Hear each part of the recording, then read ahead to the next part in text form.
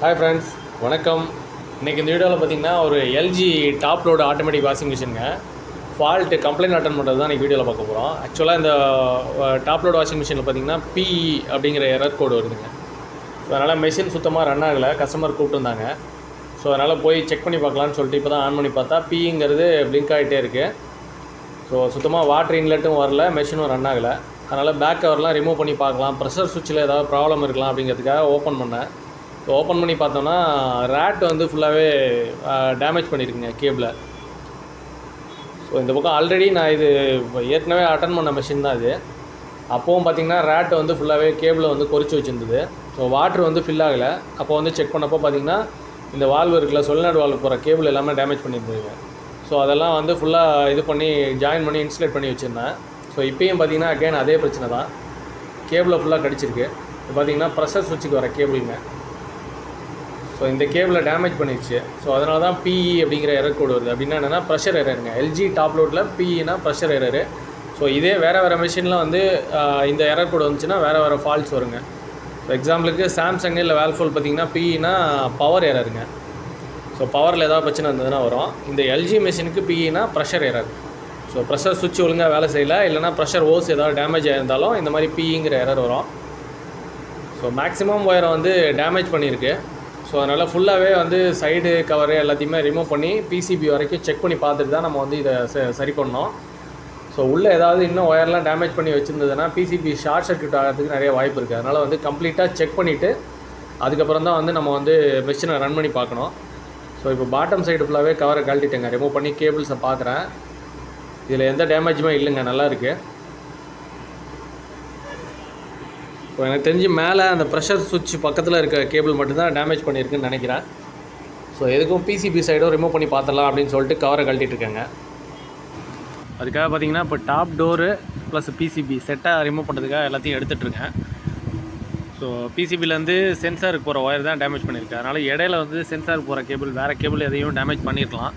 So அதனால் overall டோட்டலாக கழட்டி ரிமூவ் பண்ணி செக் பண்ணி பார்த்துடலாம் அப்படிங்கிறதுக்காக தான் இப்போ ரிமூவ் பண்ணிகிட்ருக்கேன். ஸோ இப்போ பிசிபியை ரிமூவ் பண்ணியாச்சுங்க. மெஜாரிட்டி பார்த்திங்கன்னா நான் பார்த்த வரைக்கும் பிசிபியில் நிறைய டேமேஜ் பண்ணியிருக்கேன். பிசிபி பக்கத்தில் வரைக்கும் போகிற கேபிள்லாம் கடிச்சு வச்சுருக்கோம். பிசிபியில் பார்த்திங்கன்னா யூரின் போய் வச்சுருக்கோம்.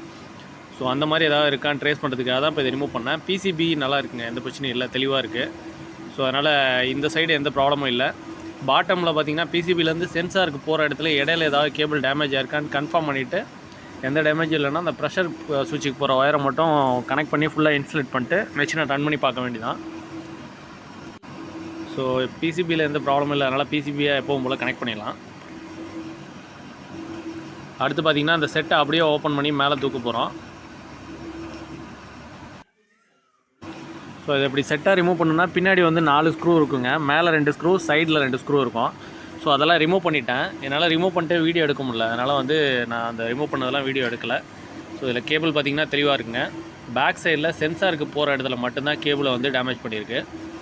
ஸோ அதனால் இந்த டேமேஜ் பண்ண இன்சுலேஷனை டேமேஜ் பண்ண இடத்துல எல்லாத்துலேயுமே ஜாயின் பண்ணிவிட்டு நல்லா இன்சுலேட் பண்ணிட்டு திரும்ப இப்போ நம்ம செக் பண்ணி பார்ப்போம். பிஇ எரர் வந்து கிளியர் ஆகுதா அப்படிங்கிறத செக் பண்ணி பார்ப்போம். இந்த ப்ரெஷர் சுவிட்சு செக் பண்ணுறதுக்குன்னு ஒரு மெத்தட் இருக்குங்க. ஸோ அது அடுத்தடுத்த வீடியோவில் நான் அப்லோட் பண்ணுறேன். ஸோ ப்ரெஷர் சுவிட்ச் எப்படி ஃபங்க்ஷன் ஆகுது, இது எப்படி செக் பண்ணோம் அப்படிங்கிறதெல்லாம் அடுத்தடுத்த வீடியோவில் பார்க்கலாம். ஸோ இப்போ இந்த கேபிளை ஃபுல்லாகவே இன்சுலேட் பண்ணலாங்க.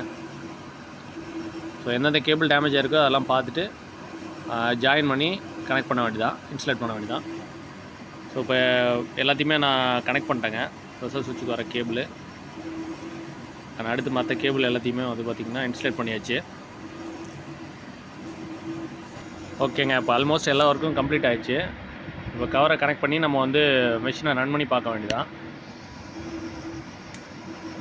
ஸோ இப்போ ஆன் பண்ணிட்டேன், பவர் ஆன் பண்ணியாச்சு.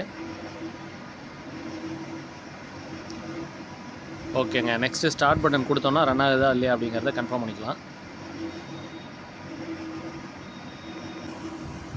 ஓகே, இப்போ ஸ்டார்ட் பண்ணலாம். ஓகே, ஸ்டார்ட் பட்டனை ப்ரெஸ் பண்ணிட்டேங்க, சவுண்டு வருது. அடுத்து பிங்கிற எரர் வந்துச்சுன்னா ரன் ஆகாது. ஸோ இதில் பார்த்திங்கன்னா ஒர்க் ஆக ஆரம்பிச்சிருச்சுங்க மிஷினை. பார்த்திங்கன்னா ஃபஸ்ட்டு வாட்டர் ஃபில் ஆகும், டைம் ஓடிட்டு பாருங்க, 39 மினிட்ஸுக்கு வந்துருச்சு. ஸோ இப்போ அந்த ப்ரெஷர் சுவிட்சு கேபிள் ஏதாவது டேமேஜ்னா பிங்கிற எரர் வந்து அப்படியே ஸ்டாப் ஆகிரும், மிஷின் எந்த ப்ராசஸுமே நடக்காது. இப்போ வந்து ஃபில்லிங் வால்வு ஓப்பன் ஆகிடுச்சு, வாட்டர் ஃபில் ஆகுது. ஸோ ஸோ அடுத்து பார்த்திங்கன்னா ஒரு லெவல் நம்ம வாட்டர் செட் பண்ண லெவல் ரீச் ஆனோடனே மெஷின் வந்து ஸ்பின் ஆக ஆரம்பிச்சிடும், வாஷ் மோடுக்கு மாறிடும். ஸோ இதில் இப்போ அட்டன் பண்ண கம்ப்ளைண்ட் என்னென்னா பீங்கிற எரர் வந்தது. ஸோ இதில் வந்து ப்ரெஷர் சுவிட்சு ஃபால்ட் ஆயிருந்தாலும் இந்த மாதிரி எரர் வரும். ப்ரெஷர் சுவிட்சிலேருந்து சிக்னல் போகலை அப்படின்னா இந்த பீங்கிற எரர் வரும். ஸோ நமக்கு வந்து இப்போ கேபிள் டேமேஜ் ஆனதுனால ஈஸியாக ட்ரேஸ் பண்ணி நம்ம ஜாயின் பண்ணிட்டோம். ஸோ இப்போ மெஷின் பார்த்திங்கன்னா வாஷ் மோடுக்கு வந்துச்சுங்க, ரொட்டேட் ஆக ஆரம்பிச்சிருச்சு. மெஷின் நல்லாவே ரன் ஆகுது. இப்போ இது பார்த்திங்கன்னா டிங்க டோர் எரரு. நான் இப்போ அதாவது ஸ்பின் மோடில் வாஷ் மோடில் வந்து நம்ம டோரை ஓப்பன் பண்ணோன்னா டோர் எரருங்கிற எரர் டிஸ்பிளே ஆகி மெஷின் வந்து நின்றுங்க. பிகாஸ் சேஃப்டி பர்பஸ்க்காக இது கொடுத்துருக்காங்க. ஸோ இந்த மாதிரி ஒவ்வொரு மெஷினுக்குமே எரர் கோட் இருக்குது. அதை பேஸ் பண்ணி நம்ம ஃபால்ட்டை வந்து ஈஸியாக ஐடென்டிஃபை பண்ணிடலாம். ஓகே ஃப்ரெண்ட்ஸ், இந்த வீடியோ பிடிச்சிருந்தா லைக் பண்ணுங்கள், ஷேர் பண்ணுங்கள். இது வரைக்கும் நம்ம சேனலை சப்ஸ்கிரைப் பண்ணாமல் இருந்தீங்கன்னா மறக்காமல் சப்ஸ்கிரைப் பண்ணிட்டு கூடவே இருக்க பெல் ஐக்கானை ப்ரெஸ் பண்ணுங்கள்.